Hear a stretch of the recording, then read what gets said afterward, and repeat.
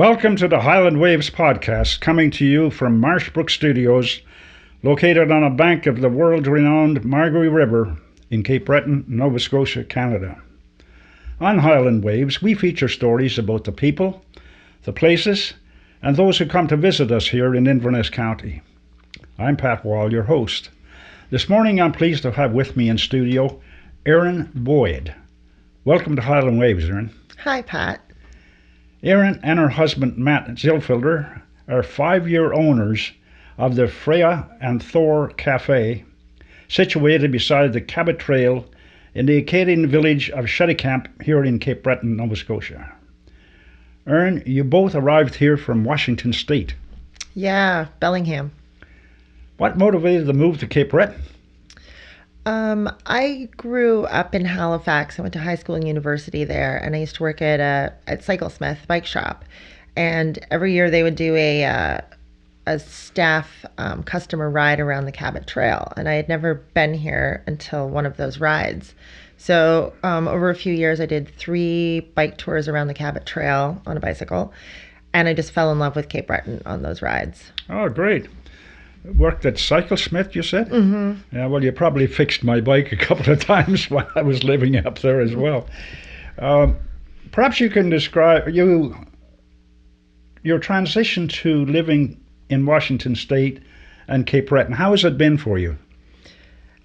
It's been great. It was a big move. We did it during the pandemic. We bought the property sight unseen, so it was a real adventure. But okay. We've settled in, and it's gorgeous here. I understand you took quite a while to cross the continent when you decided to move here. We did, yeah. We had our little camper, and we did about a 4-month road trip on the way here. Okay. The business is well established. In fact, it's ranked as #1 gift and specialty shop by TripAdvisor. It was formerly owned by folk artist William Roach and his wife Linda. Do you have a personal connection with those people? We do now, yeah. We've become really, really great friends with Bill and Linda, and it's such a special place, and it's been an honor to take it over. And I think we see ourselves more as stewards of what they started. Okay. Have you involved them in any way in the business? Definitely, okay. Yeah. I'm sure you had many new visitors. You had many new visions for the gallery and the cafe. Can you tell our listeners about that? We've changed a few things. A bit of a refresh on the property, and we brought in some more artists than were in the gallery when we took it over. Okay. But we have a lot of maritime artists. We've kept a lot of it the same. Okay. How do you blend the old with the new? Difficult? It's more of a challenge with the old, especially where it's traditional folk art carving. A lot of those artists are quite elderly, and it's a bit of a dying art. So it's a constant challenge trying to find art from those artists that are still around, but then also find the new and upcoming folk artists that are kind of trying to keep it alive. Okay, so that's the major challenge, is try to incorporate your own new ideas into what has been a traditional business for quite some time. Yeah, a little bit, yeah. Your current material has a lot of maritime artists. Do you plan to expand beyond the Maritimes, or perhaps you have already done that and I haven't noticed it? Not really. I don't think we need to. There's such a wealth of art and talent on the island, in the Maritimes, that there's no shortage of artists making incredible products in all areas of art. We have traditional Cheticamp rug hooking, there's folk art, there's jewelry, there's pottery, there's textiles, and there's just so many talented people. Okay. We're very lucky. Several times I've been here, and there's been local musicians playing outside in the gallery area. Is that a routine or is that just occasional? That's an organic routine thing that occasionally happens often. It's become the deck of the cafe in the summer is just this amazing spot where musicians show up and start playing, and people start playing with each other, and visitors will get musical instruments out of their car and join in, and that's nice. Visitors get to sit with locals and hear stories and hear people talking in French and see music being played, and it's a really neat experience for people. Do you plan to expand on that in the future or promote it more, or do you have plans for that?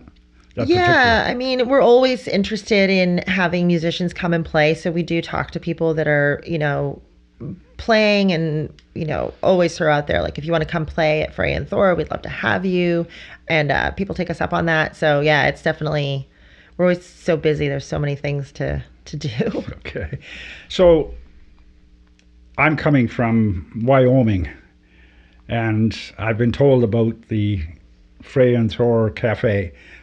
What do I expect? What am I looking forward to when I get there? I think what you're going to be met with is a truly unique Cape Breton maritime experience.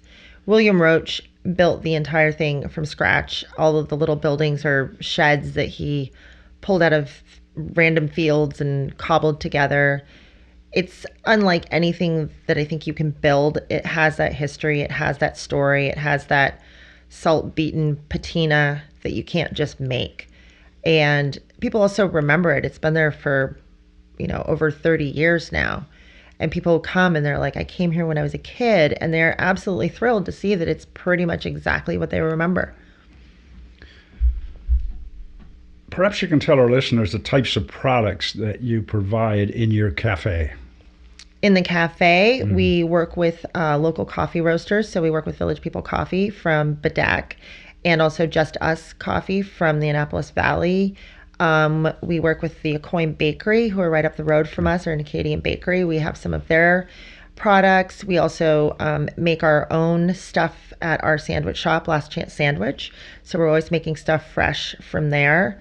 So yeah, people can come and, enjoy really good coffee, really good, fresh baked goods, sandwiches and things like that, while enjoying music and picking out art and talking to, locals with great stories and stuff. Well, that was my next question, is the food that you offer, but it's a mix. It's a mix of local suppliers, and it's also a mix of you making your own sandwiches. Yep. Okay, and you had a name for the place that you make the sandwiches? Yeah, it's Last Chance Sandwich. Last Chance Sandwich, okay. Besides the cafe, the Last Chance Sandwich outlet is further along towards the park. And you provide, I understand, box lunches for people who were visiting the park or going on hikes and that type of thing. Is that correct? Yes. Last Chance Sandwich was born out of a desire to be able to make things for the cafe at Frey and Thor, because we wanted to have stuff to serve there. And, we get some stuff from the bakery, but there's just not a lot of places to get fresh made things from unless you make them. So that was the kind of the impetus behind it. But now we're about, less than a kilometer from the visitor center at the national park. And we do a lot of to-go sandwiches, picnics to go, salads. And we have so many visitors in the summer that come in, pick up lunch, and then head off to the trails and the beaches. We do a lot of vegan, a lot of gluten-free, a lot of vegetarian. People are really excited about that because, they're traveling and sometimes those things are hard to find. So we've had a great reception over there. This winter, we've stayed open this winter for the first time. Oh, did you? Yep. We're calling it Winter Pickle. Oh, nice. And we didn't have any idea what to expect, and it has been very well received. Okay. And we've been doing a trivia night. We're doing a cribbage event this Saturday. The day after Valentine's Day, we had a local artist from Belcote, Maris Wicks, came in and did portraits of people as pickles.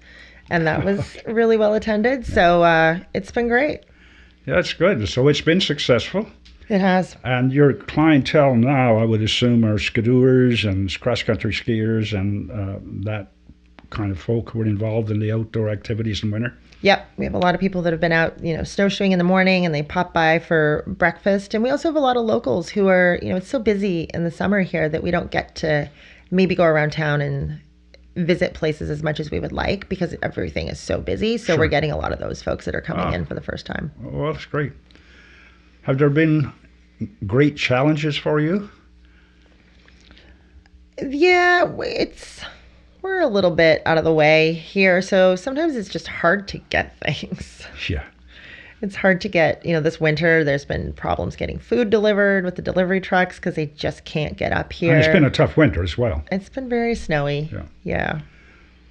Taking over a small business like that in a rural part of Nova Scotia must be a challenge in itself. It is. It is. I think that we've been really lucky because what we've had to work with has been great. We had great tools to work with, and Bill and Linda were very, very generous in helping us. And I think Matt and I also have the excitement to do it. So it's been difficult, but it's also been really fun. Oh, good. Have there been surprises, either good or bad? Oh yeah, there's always surprise. Things leak, things need to get fixed. Cape Breton's hard on stuff. I think just the kind of trying to keep the infrastructure taped together is probably one of the bigger challenges because the weather's not great, so you can't really fix anything. And then when you can start fixing things, we're open.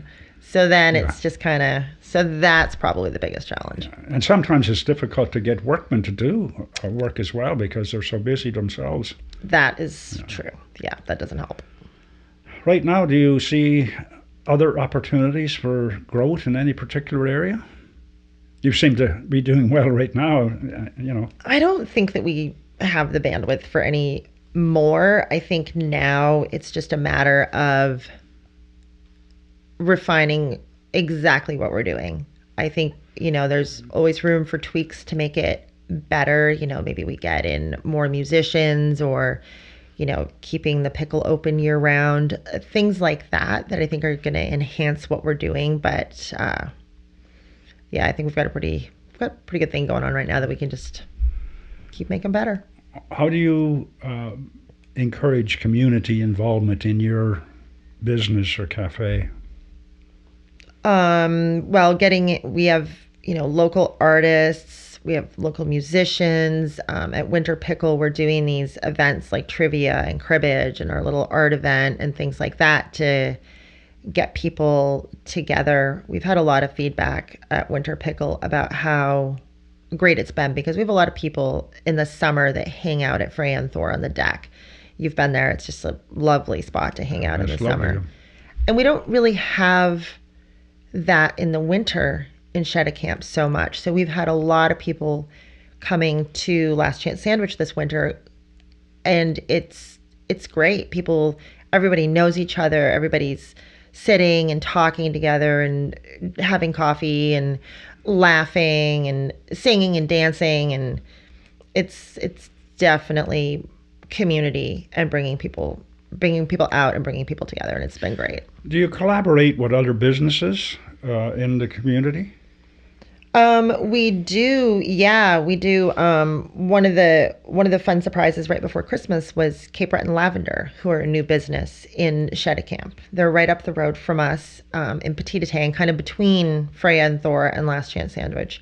And they came over before Christmas and set up a display at Last Chance, and we've got their products, and it's been really great to have them as part of our little thing. Well, that's great. What has been the most rewarding aspect of you moving and operating your business here? I think there's two parts to that. One, with Frey and Thor taking over Bill and Linda's business and building it up and having more artists like it's amazing to represent over 100 maritime artists. That's over 100 independent business people who we are helping support, working with the coffee roasters, working with the bakery, working with the local maple syrup farmer in Margaree Valley. We love working with all of those local people, and that community is just really special. And then also at Last Chance Sandwich, we're really proud of how we took albeit a fantastic building that we bought from, it used to be Lola's Proud to Be Hookers rug hooking shop. We purchased that building from her, and the little business that we have built over there from scratch is doing so well, and people just love it. It's so different. It's not what people expect. We're really proud of the food that we're making. So yeah, I think both of those have been really satisfying. It certainly seems that you've encouraged and you're receiving cooperation in your business there in Cheticamp. Yes. Yeah, that's great. Before we wrap up, is there anything else you would like to share about Freya and Thor? I would just like to say how special the whole experience has really been. Purchasing a business, sight unseen, moving across the continent, moving to a community where we didn't know anyone and had only been once, really. There's just been so much support and participation and really joy from the community. We are an important part of the community, and we are where people come together and meet. And we just love the way that somebody can come from England and sit on the deck at Freya and Thor and have this Cape Breton experience with our bilingual community, our musicians, our food, our local rug hooking, our folk art, and all of these things. And there aren't a lot of places where you can have that experience. It's like a kitchen fest. It really is. Yeah, that's good. Perhaps you can tell our listeners your business hours for 2026 and whether there'll be any changes or new arrivals to your gallery. I'm still working on the artists for the gallery, so we'll just have to pop in and see what we got. The business hours for Freya and Thor we're closed on Mondays, so Tuesday through Sunday from 9 to 4:30, and then Last Chance Sandwich is Wednesday through Sunday from 8 a.m. until 3, and we're closed there Mondays and Tuesdays. Okay, thank you very much, Erin, and thank you for coming to tell our listeners about your cross-country travels and the purchase of your business, the Freya and Thor Gallery in the Acadian village of Cheticamp on the Cabot Trail in Cape Breton. You and Matt seem to be doing well now, and I wish you every success in the future. Thank you to our listeners as well. Don't forget to hit the like and subscribe button so you can stay up to date. Remember, subscribing is free. And after you listen, why not comment on our content?